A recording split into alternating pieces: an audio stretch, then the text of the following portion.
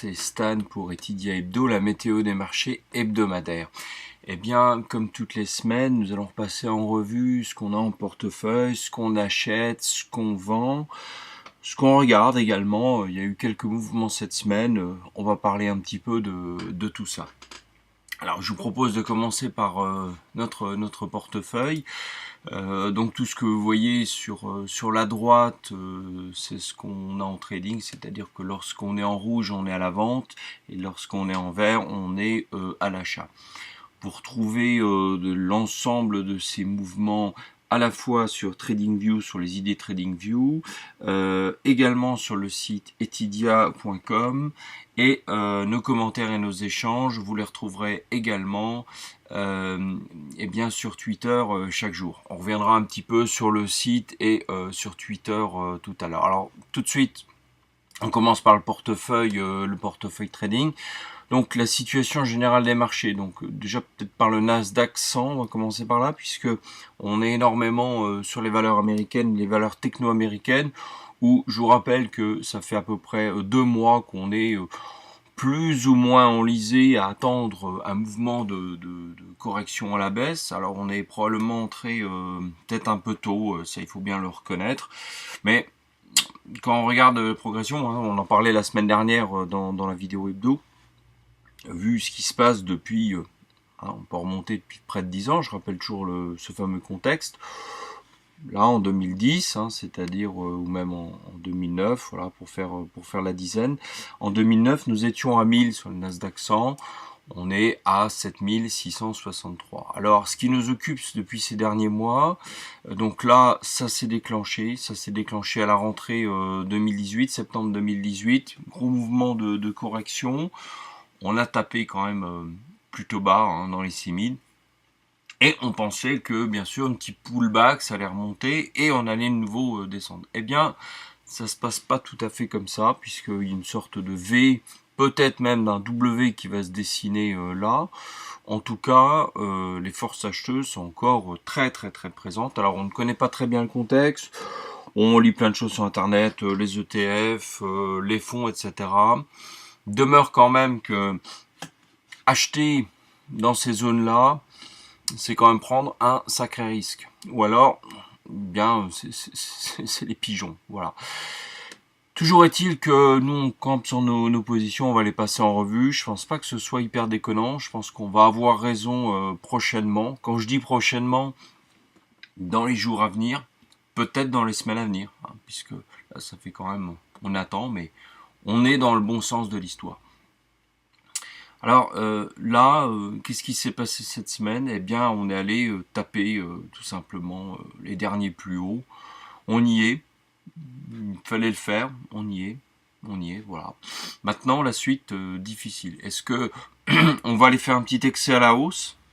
Possible, parce que je vous rappelle quand même que la tendance du marché qui a été observée, c'est régulièrement de la chasse au stop, c'est-à-dire on va un tout petit peu plus loin que la résistance ou le support, un tout petit peu plus loin, puis on va chasser tous ceux qui mettent des stops derrière. C'est pour ça que bon, on vous met quand même des stops dans nos idées, mais l'idée générale, c'est quand même d'être très prudent avec ces stops et pas de donner au teneur de marché, le market maker, tous les éléments pour vous taper votre position.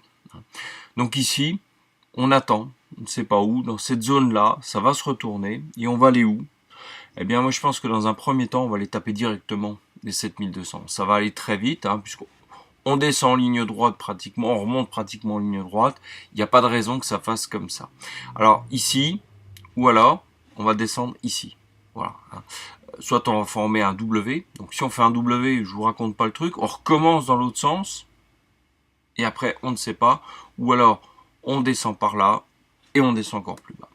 Toujours est-il qu'ici, on identifie un petit support, ici un support majeur. Donc on prendra nos positions de façon très opportune sur ces zones-là. Ici, non, parce qu'ici, c'est précisément là où on va peut-être corriger un petit peu là où on est mal entré ces dernières semaines. Et ici, on va gagner de l'argent, naturellement. Donc là, pour l'instant, on gère notre risque. Ici, on renforcera peut-être pour certains, mais c'est là où on va aller gagner de l'argent. Alors on ira je ne sais où, peut-être ici, Ici, on reprendra des gains, on observera. Voilà, ça c'est pour le Nasdaq 100. Le CAC 40, alors ça c'est un petit peu on est un petit peu dans la même trame que les autres indices mondiaux. On est à nouveau pratiquement sur le plus haut. Alors bon, histoire de chipoter, il nous faudrait encore, vous voyez, quelques pourcents. Alors quelques pourcents pour aller taper le plus haut. Est-ce que c'est bien parlant de mettre 2% de plus? Peut-être une journée d'excès qui irait toucher le plus haut, peut-être encore le dépasser. Allez, on va se remettre 2-3 journées d'excès, mais pas plus. On voit d'ailleurs ici très bien, la résistance concrètement où elle se situe. C'est sur cette zone des 5500. Voilà. Donc là, on a clairement dépassé une oblique, on est allé au-delà, donc les plus prudents sortait ici, c'était pas idiot. Alors il y avait un petit pullback ici qui était un petit peu piégeux. Voilà, donc en même temps, si vous êtes entré par là, c'est pas un drame, vous êtes sur une petite perte. Vous êtes à 5% de perte sur un 10, c'est pas dramatique non plus. Quand vous voyez le potentiel qu'on a ici, on est plutôt sur du 15-20. Donc prendre 5% de risque, gagner 15% derrière, c'est pas déconnant. Voilà. Apple, alors on est rentré récemment dessus, je vous rappelle qu'on avait, on avait à l'œil ici ce gap là, finalement on est monté très haut, est-ce qu'on va monter encore plus haut? C'est pas sûr, c'est pas exclure, c'est pas sûr non plus. Vous voyez qu'ici on est descendu bas, on est redescendu quand même, regardez voir un petit peu ce qu'on a fait, 230 à 145, c'est quand même une correction importante. Quand c'est marqué dans les prix récemment, il y a de fortes chances que le marché s'en souvienne. On n'ira pas non plus, on n'ira pas à 300, faut pas rêver. Donc ici, nous sommes vendeurs, on est vendeurs d'ici à peu près. Regardez ce petit gap ici, regardez ce petit gap. Il y a des chances que très rapidement on aille le combler. Donc on maintient notre position vendeuse. Tesla, alors Tesla, on range ici, et un range au bout d'un moment, il faut en sortir. Vu l'actualité qu'il y a sur Tesla, donc elle n'est pas franchement bonne, puisque je vous rappelle quand même que Tesla casse les prix sur ses voitures, nous on parie pour une sortie violente vers la baisse, sur la baisse. Le contexte historique c'est pareil, bon ici on va pas être hyper gourmand, on va tout simplement aller rejoindre cette résistance là dans les 180 et voilà. Donc on maintient notre position vendeuse. Par rapport à la semaine dernière, on se situe où? On est toujours en train de se balader par là. On avance, on recule, on avance, on recule. N'empêche que depuis le début de l'année, en moyenne, on recule. Regardez quand même cette tendance-là. On est en train de sortir plutôt vers le bas. Alors, ce serait invalidé si ici il y a un puissant rebond. Si on en est à une séance de plus de 2, 3, 4%, ok, il faudra admettre qu'on a eu tort, on rejoindra à nouveau les plus hauts, ce qui ne veut pas dire qu'on n'aura pas raison là. Parce que si on remonte vers là, clairement, on reshort ici, parce que regardez le gain qu'on peut se faire, parce qu'actuellement, je vous rappelle qu'on gagne de l'argent, là-dessus, on discute de 30% d'écart. Donc, si on va par là, même avec un petit excès, on reprend une position vendeuse. Vous regardez la macro sur Tesla, franchement, elle n'est pas super bonne. Enfin, quand je dis macro, pardon, les résultats sur Tesla. Netflix, alors ça c'est un autre sujet. Donc là, on avait bien shorté à l'époque. Aujourd'hui, c'est un petit peu plus de mal à venir. Regardez quand même la séance de vendredi. La séance de vendredi, on s'est fait moins 4,49% sur une séance. J'ai un peu la faiblesse de croire qu'il se passe quelque chose. Alors c'est pas hyper confirmé jusqu'à présent, mais je vous rappelle qu'on a pris un petit short, mais concrètement un turbo pour beaucoup d'entre nous parce que on n'a pas forcément les autorisations CFD qu'il faut là-dessus. Regardez aussi le petit pic de volume ici. J'ai un peu tendance à dire qu'il va se passer quelque chose. On ira où? On retournera dans ces zones-là de façon certaine. Peut-être aussi, dans ces zones-là, peut-être qu'on ira chercher un support dans les 200. Hein. Donc passer 360 à 200, hein, on refait encore le truc, vous pouvez tranquillement rentrer dessus. Hein. Ça nous fait 40% de marge. Voilà, on maintient la vente. Symantec, on est rentré récemment dessus, comme vous pouvez le voir ici. Alors, je vais remettre à jour hein, tous les graphiques, parce que ça, c'est le graphique de présentation. Nos graphiques de travail quotidien sont un peu différents parce qu'on loue certains indicateurs et je n'ai pas le droit, pour des raisons de propriété intellectuelle, forcément de vous les montrer à l'écran. Donc ça, c'est le graphique de présentation. Symantec, l'éditeur logiciel de sécurité, donc ça c'est de la tech américaine. Ici, on en est où? Nous, on parie sur une baisse quand même où on est en termes de pourcentage, hein, 22%. Même si on joue l'aspect range, 22% range, c'est quand même sympa, c'est du faisable, c'est à court terme. Le danger peut-être, c'est ici l'espace de gap. Alors, si on va y chercher un peu le gap plus haut, on remontera encore de quelques pourcents, mais pareil, quand vous voyez le potentiel, prendre un risque de 9 et gagner 22, bon, voilà. Par contre, si on va au-delà des 26, clairement, on coupe la position. Bank of New York Mellon Corporation, nous sommes sortis. Pourquoi nous sommes sortis de cette position? Parce qu'il y avait une sorte de range ici. Voilà. Et pour une raison tout simplement de gestion du risque, cette zone était profitable. Et ici, nous sommes revenus à zéro. Nous sommes revenus à zéro avec une séance vendredi de 2,17%. Quand vous avez une séance pareille qui ouvre en gap, très clairement, c'est que le marché n'a pas envie d'aller plus loin à la baisse.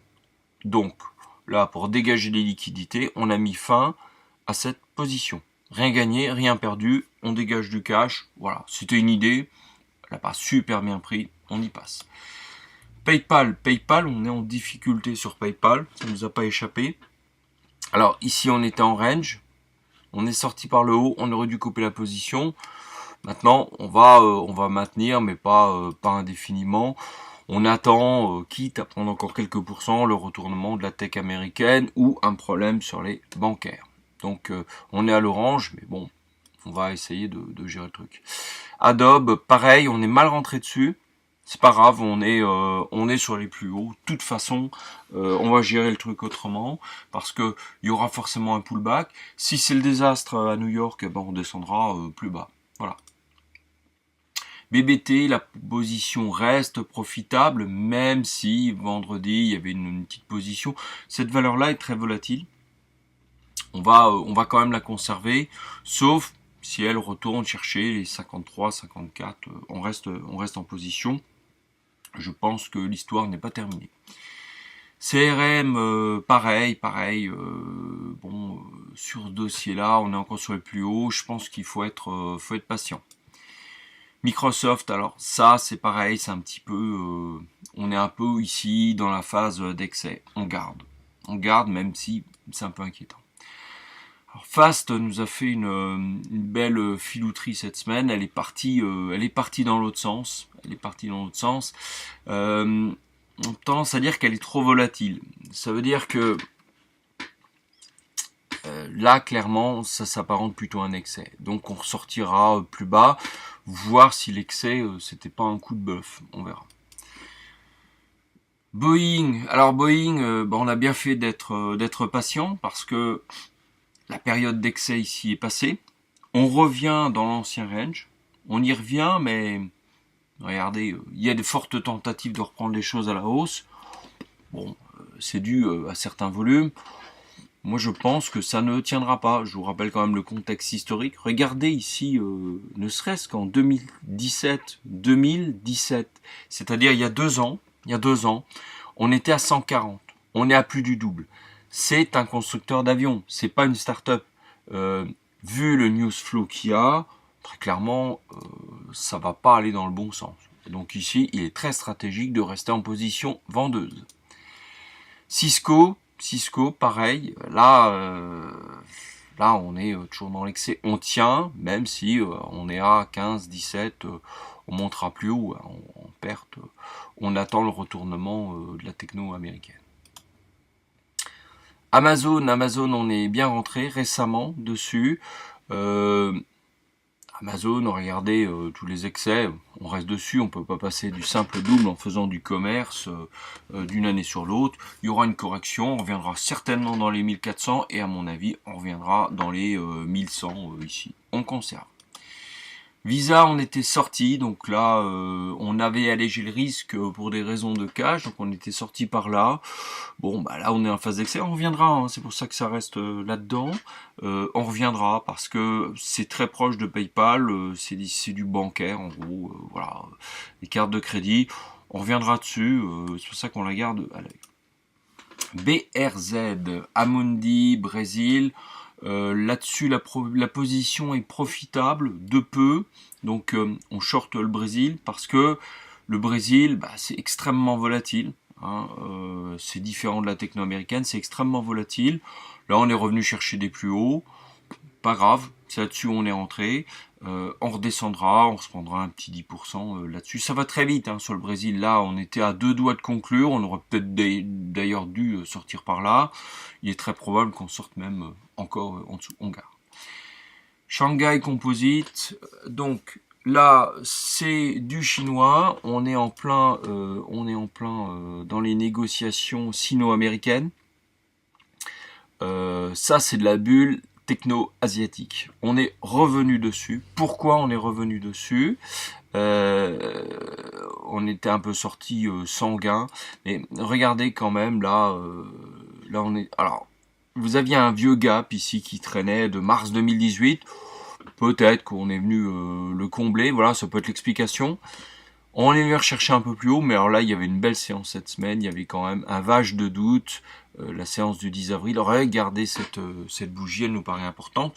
Donc, on rentre dessus, sachant que on s'attend peut-être à un excès. Peut-être que c'est pas ça. Peut-être qu'on va remonter là.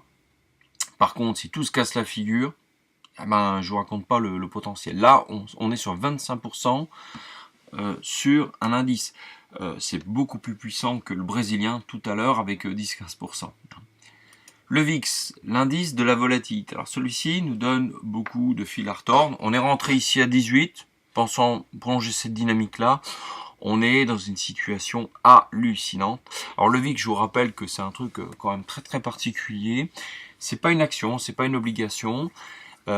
Si vous plantez là-dessus, vous pouvez patienter parce que de toute façon, regardez dans l'histoire de cet indicateur-là.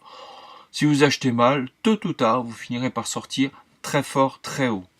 Donc, le VIX, ça s'achète chez CBOE. C'est une sorte d'ETF. Vous pouvez trouver ça chez DeGiro. Peut-être pas chez Boursorama, mais DeGiro sur des traders de ce type-là, vous les trouvez. Donc là, on est vraiment ras des pâquerettes. Regardez l'histoire. Vraiment, au pire du pire, on se casse la figure à 8. Bon, voilà. De toute façon, on peut allègrement se retrouver à 24. Et puis, sur un coup de nerf, ça reviendra un de ces 4. 40, donc même en achetant à 18, on peut facilement sortir de très très beaux gains. Là-dessus, il faut être patient. C'est pas de l'analyse technique, c'est pas une action, c'est très particulier. Donc voilà. Alors ça en dit non quand même, c'est qu'on est quand même dans une situation de léthargie. On est, si vous vous souvenez, comme l'année dernière, on patientait aussi. Ça me rappelle mai-septembre l'année dernière, on est un peu dans ces eaux-là. Hein. Mais là, on est très très très très bas. Et puis ça continue de baisser, donc on pourra retourner sur les 10 facilement. Donc on est patient. Alors là, il s'agit zinc, blé, gaz naturel, pétrole. On va y venir tout à l'heure dans les commodities. Je passe tout de suite à 3 petites valeurs françaises parce que on scanne les marchés chez Tilia. On scanne les marchés lesquels? Le marché américain, le marché canadien, le marché allemand, l'anglais, le français. Et on s'est fait un petit compartiment parce que on raisonne en compartiment de trading, c'est les small caps françaises. Et notamment, donc on a scanné tout un tas de valeurs.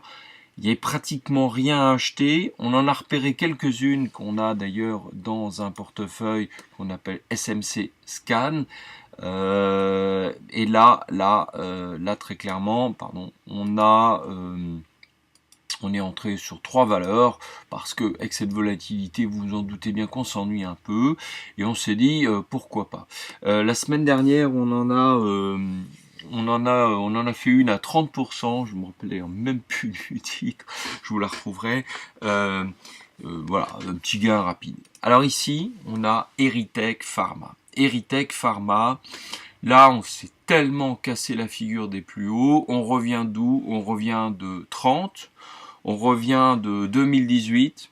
Ça n'a pas cessé de chuter, de range en chute, de range en chute.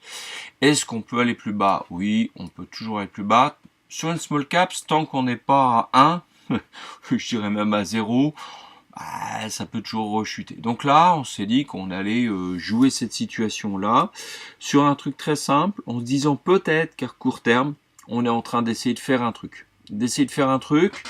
Alors, il y aura peut-être des zones intermédiaires, mais là, parce que là, on a vu qu'on bute clairement sur une petite résistance à 9. À 9, donc ici, on est rentré à 7 et on espère un gain, regardez ça, de 25%. C'est arrivé la semaine dernière, c'est typique aux small caps, on peut éclater d'une journée sur l'autre. Alors attention, dans les deux sens. Dans les deux sens, parce que s'il y a une augmentation de capital, eh bien, ça redonne des choses comme ça. On chute, boum, de 25 à 18, on chute de 16 à 10, donc c'est réservé quand même à certains sportifs. Voilà. Donc ici, Erytech Pharma, c'est calme, la volatilité est super plate, donc on s'attend un de ces 4 matins, on ne sait pas lequel, à une petite reprise. Donc on est là, 25%, toute petite ligne, on essaye. Neopost, alors ça c'est pas, c'est une valeur qu'on va qualifier de moyenne. Là l'idée est la suivante. Alors pareil, on est déjà monté à 41, là on est à la moitié, grosso modo. La valeur est un peu coutumière de ces excès. Vous voyez, on est même monté, on est d'ailleurs monté très haut il y a quelques années. Il y a 10 ans, on était à 67. Donc, vu qu'on est ras des pâquerettes, on s'est dit qu'il pouvait peut-être y avoir un petit rebond. Alors attention, parce que ici, on est déjà descendu, vous voyez, dans les 16-17. Donc très clairement, si on se pète la figure de 12%, on liquide, hein, c'est le jeu. Mais ici, on va essayer de prendre raisonnablement un 20%. Les plus sportifs pourront même essayer d'aller jusqu'à 29, c'est-à-dire 35% de gain. Mais on va pas tenter le truc. Il faut toujours dans un trading mettre le rapport temps et gain. Hein. Il vaut mieux des fois gagner vite 10%. Que 20% et en mettant 2 ans pour y arriver. Voilà, donc Neopost. Alors ça, c'est de la valeur informatique pour les services financiers. Donc c'est de la techno, c'est de la bancaire, c'est de l'informatique. Ici, on essaie d'exploiter un petit truc. On est passé, depuis le début de l'année, de 38 à 28. Bon. Et là, un petit retournement, une bougie quand même qui est pas neutre, dans des volumes, bon, on va dire insignifiants. De toute façon, c'est une très petite valeur. Donc l'idée ici, hein, je vais essayer de remettre, le truc si j'y arrive. C'est d'essayer de réexploiter. Regardez ça. On a du, alors s'il veut bien, parce que voilà, ça part dans tous les sens. Je n'ai pas dit d'en faire 36. Bon, alors. Bon, ça veut pas, on fera le ménage un peu plus tard. On a un petit 20% à aller chercher rapidement. Hein, c'est l'histoire de quelques jours, quelques semaines. On va essayer de reprendre ça. Voilà, ça c'était donc nos 3 petites valeurs small caps françaises. On essaye un peu d'ouvrir le compartiment parce que on est bien d'accord, hein, il y a très peu de valeurs éligibles à de l'achat, puis sur ces valeurs-là, il n'est pas possible de faire du short. Beaucoup sont en classification D chez De Giraud, donc difficile, y compris sur le marché français, de faire des shorts là-dessus. Donc on essaye de petits achats. On va passer tout de suite aux commodities, c'est-à-dire on avait oublié ça la semaine dernière pour notre première, donc voilà, on va en reparler un petit peu toutes les semaines, de voir rapidement l'or, l'argent, des matières premières. toutes ces valeurs-là, vous pouvez les acheter sous forme d'ETF, donc chez ETFS Securities et d'autres fournisseurs d'ETF. Il faut bien fouiller. Vous avez etfdb.com, faut chercher avec le mémo, alors gold, silver, carb, etc. Vous trouvez les références chez votre broker et vous pouvez acheter ou vendre, ça dépend des brokers. Donc chez DeGiro, vous pouvez vendre certains, d'autres non. Après, vous trouvez des solutions aussi. Alors, vous pouvez aussi gérer un effet de levier parce que de base, c'est une fois, mais vous pouvez prendre des 3x ou des 2x qui vous doublent ou vous triplent votre effet de levier. Donc attention aussi, l'effet de levier qui multiplie, ça veut aussi dire dans les deux sens. Hein, vous prenez 3 fois la perte. Quoi. Voilà. Eh bien, on va passer le gold. Le gold, on était reparti à la hausse, on est sorti, on a pris un gain sympa, rapide. Mais là, on ne sait pas très bien ce qui se passe. Il y a une sorte de triangle qui est en train de se poser ici. Je serais presque tenté de dire on va sortir par le bas. Mais difficile de se prononcer actuellement dessus. Très difficile. Si on va là, regardez, le gain ici va pas être fantastique non plus. Pour aller y gagner 3%, prendre des risques, bon, pourquoi pas. Sur la tendance générale, si on écarte un peu plus, là on pourrait se dire qu'on est haussier. Mais là, que faire là-dessus? Franchement, je vois pas. L'argent. Alors l'argent, ça offre un peu plus de potentiel. Là, vous voyez très clairement qu'il n'y a pas de choses pour dire qu'on est franchement haussier. Donc voilà, peut-être qu'ici on va former un support. Trop d'incertitudes, on ne perd pas de temps. Le palladium. Alors le palladium, là-dessus, ça c'était une ancienne position que je vais enlever tout de suite. Le palladium. Superbe hausse, on n'a pas réussi à prendre ici la baisse parce que on attendait un argument, il est arrivé beaucoup trop vite. Quid de cette situation? On ne sait pas. On ne sait pas parce que ça peut repartir à la hausse ou alors ça peut repartir à la baisse. J'ai presque envie de dire que si ici on vient chatouiller les 1320, on pourrait essayer un truc par là, revenir tester le rebond par là. On aurait un potentiel de gain ici qui serait pas neutre, un petit 15-16%, pourquoi pas. Mais on n'y est pas, hein, on n'a pas les arguments, donc affaire à suivre. Ici, on parle du blé. Alors le blé, on est entré dessus parce qu'on a une petite idée, c'est de faire une baisse très rapide. J'ai un peu de mal avec mon TradingView aujourd'hui. Voilà. Ici, un petit 10%. Voilà, on essaie de prendre ça. On est conforté par la bougie de vendredi. Regardez ça. On va aller taper ici le bas du range. Bon, c'est pas une valeur extraordinairement volatile. On viendra ici, on prendra notre petit gain. La suite de l'histoire, on ne la connaît pas. Voilà. Autre hypothèse alternative, on se méfiera quand même de cette zone. Regardez ici, ça forme support. On ne sait jamais sur un coup de tête, ça peut repartir à la hausse.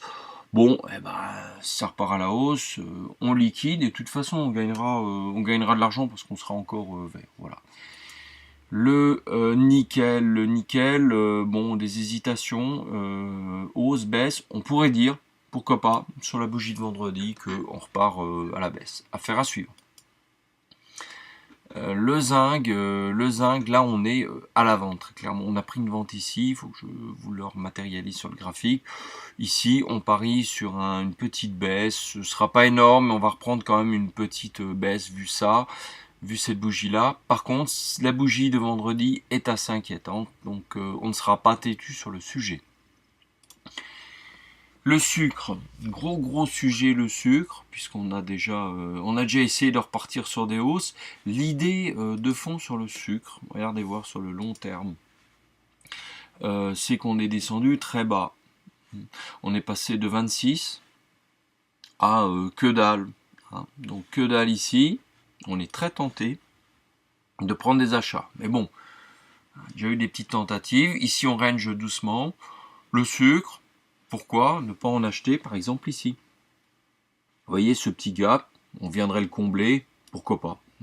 Affaire à suivre. Pour l'instant, cette semaine là, on n'a pas acheté. Le cuivre, c'est intéressant. C'est intéressant parce que on est sorti un peu du range vers le haut. On essaye, on essaye. Moi, j'ai envie d'un argument supplémentaire pour qu'on puisse aller plus haut. Pourquoi pas?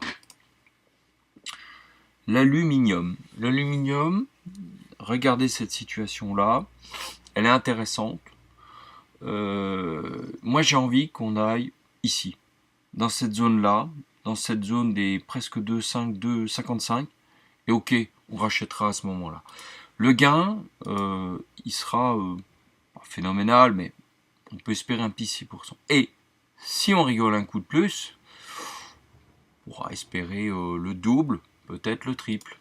Voilà, affaire à suivre. Le pétrole. Alors, nous nous sommes enfin décidés sur le pétrole parce qu'on a beaucoup tergiversé ces derniers mois sur le pétrole. Hausse, pas hausse, eh bien, pas hausse. Pourquoi? Très clairement, on est descendu ici à vitesse grand V. Ici, on bute sur les résistances. On a un peu de mal, on le voit bien. Plusieurs bougies. Donc, nous on pense, peut-être à tort, à voir, on pense qu'on va redescendre un coup parce que le pétrole, vu la conjoncture économique où on est plutôt sur des scénarios de récession économique, le pétrole, ça va jamais trop en s'arrangeant. Bon, à tort ou à raison, ici on est rentré, même avec un gros effet de levier, on tente le truc, 15%, on verra. Possible qu'on s'arrête ici pour rebondir. On va gérer le truc au plus près, on est à la vente. Le Brent de la mer du Nord, c'est à peu près le même schéma.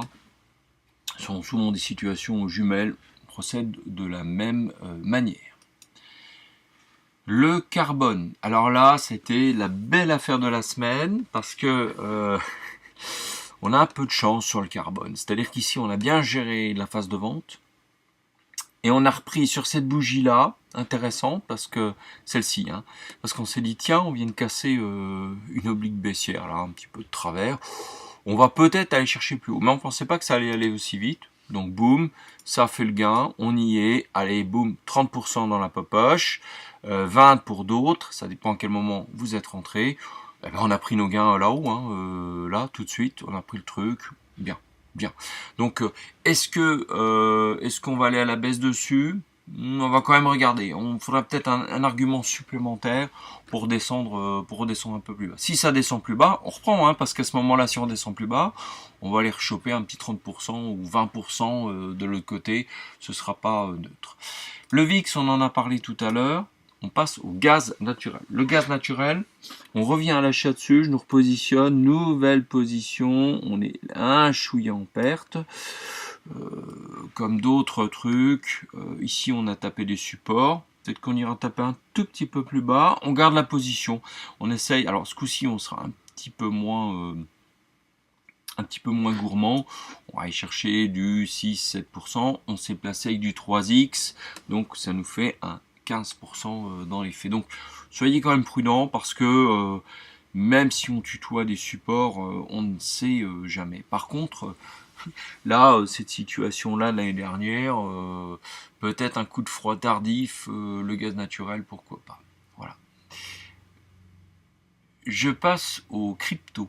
Alors, crypto, je sais que c'est un sujet très très surveillé. On a fait il y a 2 semaines une très très bonne affaire sur les cryptos. Alors d'une manière générale, BTC et ETH, puisque on a acheté ici en se disant, là, on va probablement sortir du range, et puis si on sort vers le bas, voilà, c'est tout, on sera pas têtu sur le truc. Bon, coup de bol, on est allé rechercher vers le nord, puis ça commence à tergiverser ici. On est sorti, je pense qu'on a bien fait. Pourquoi? On va le voir aussi sur l'Ethereum, même schéma. Donc il a démarré un peu plus tardivement l'Ethereum. On est sorti là, mais on revient. Alors ici l'Ethereum, j'ai envie de dire, on pourrait presque racheter. Mais on va peut-être aller chercher un petit cran plus bas. Peut-être ici dans les 150. Si on est dans les 150, on ne se pose pas de questions, on rachète, on refait le range. Mais ce coup-ci, il va peut-être sortir un peu plus fort. Donc on va observer de près. Le BTC, j'attends un petit repli. Et comme c'est la crypto phare, ce sera probablement le signal qui revient nous faire un petit pullback, on rachète un chouïa en dessous. Donc là, actuellement, c'est les 5000. Si on claque les 5000 à la baisse, on ira rechercher, allez, on va dire les 4005, 4005, pareil, on mégote pas de quelques pourcents avec des stops, des choses comme ça. On rentre dedans, puisque de toute façon, le mouvement sera puissant. La décision est prise quand vous regardez les cryptos. On est sorti par le nord. Donc, cette période qui nous menait du mois de novembre jusqu'ici, on en est sorti. Donc, vous voyez à quel point, des fois, il ne faut pas être trop têtu sur les sujets, parce que là, vous auriez perdu 6 mois à attendre, pas grand-chose. On perd, on gagne. C'est pas forcément intéressant. Et regardez dans la rechute, il y a des périodes qui sont pas intéressantes. Du mois d'août 2018 jusqu'à novembre 2018, pas intéressant. Hein, pas intéressant du tout. Mais là, quand même, on a un bel argument. Alors, là, on peut se dire quand même qu'on a formé un support, je pense, assez costaud, quoi. Donc, on va surveiller ça de très près cette semaine. On va probablement rentrer dessus. Voilà, et bien j'ai fait le tour du portefeuille trading, du portefeuille commodities. Je vais vous proposer très vite un petit passage sur Twitter, parce que c'est là où on discute quotidiennement. On vous remet, on vous retweet des choses comme ça. Donc je vous propose de revoir certaines choses. Ici, on avait, regardez l'accélération chinoise. Pour vous dire qu'on est en fin de période économique d'un cycle de 10 ans. Donc là, on passe le siècle. Hein. Vous voyez les années, regardez. Les États-Unis, évidemment, la croissance américaine. On va peut-être le mettre comme ça. Allez, je vous le mets plein écran. Je sais pas si vous voyez. Ah non, j'ai tout capoté. Excusez-moi. Eh bien, on va relancer le truc. Voilà, on va se remettre ici. Regardez la croissance. Et les Chinois qui arrivent ici. Regardez l'excès. Regardez l'excès. Là, les années 2000, ici, on est sous une forme d'excès. Les Américains ont complètement été dépassés. C'était un graphique extrêmement intéressant. Alors, retweet d'Alexandre Baradez. S'il n'y a pas d'accord commercial États-Unis-Chine, le marché pourrait réagir négativement. Oui. C'est peut-être l'étincelle. C'est peut-être ce qui va... mettre le feu au truc. Gaz naturel, pareil, on avait une vue un petit peu similaire. Alors je ne peux pas remettre la vidéo. On va revoir. Alors on avait Xavier Fenot, alerte générale. Donc ça nous est arrivé aussi de se dire bon tiens ça y est c'est maintenant que ça se passe. Hein, ça c'est la gestion de la sérénité dans les marchés. Voilà. Apple, surtout ne paniquez pas. Regardez quand même toutes les mauvaises nouvelles qu'on retweet. Il y a 80% de mauvaises nouvelles, 20% de nouvelles, on va dire, en ligne avec le marché. C'est quand même assez significatif. Regardez la Chine, baisse des ratios prudentiels pour les petites banques. Ça peut augurer quand même une crise financière, une crise de liquidité sur les marchés. C'est quand même pas neutre. Hein. Regardez quand même toutes ces petites news. Mise bout à bout, pour l'instant, le marché ne regarde pas. Mais le jour où il va y avoir un doute, je pense que tout va se déchaîner. Boeing, regardez les news flow Boeing, c'est catastrophique. Ça, je vous l'ai remis, regardez. Trop d'indicateurs tue l'indicateur. C'est un peu une caricature, vous l'avez compris. On reviendra sur des vidéos plus pédagogiques où très concrètement, je vous expliquerai que faut arrêter d'accumuler 10-15 indicateurs sur un graphique, ça ne sert à rien, vous ne voyez plus rien. Voilà, ça c'est notre petite revue Twitter. Je remets le site internet que je vous invite à revisiter régulièrement. Donc on publie nos idées sur le site. Vous avez le fil Etidia que vous avez en permanence si vous ne voulez pas vous connecter à Twitter. Vous avez nos idées Euro Trading, nos idées US Trading. Alors qui pour certaines datent un peu, mais parce que on attend la réalisation des choses. C'est-à-dire que depuis un mois ou deux, on ne va pas sortir 200 idées pour sortir des idées. On attend concrètement que tout se matérialise et on refera le plein d'idées par la suite. Les Trading News. Donc ça c'est un flux continu, hein. C'est toujours très intéressant de regarder ça. Voilà, et bien je vous souhaite à toutes et à tous une très bonne semaine de trading. Vous retrouverez quelques petites vidéos sur certaines valeurs où on fera un peu du focus sur la plateforme TradingView uniquement. Donc ça, vous n'hésitez pas à me suivre sur YouTube, sur TradingView et sur notre site internet. Très bonne semaine à toutes et à tous.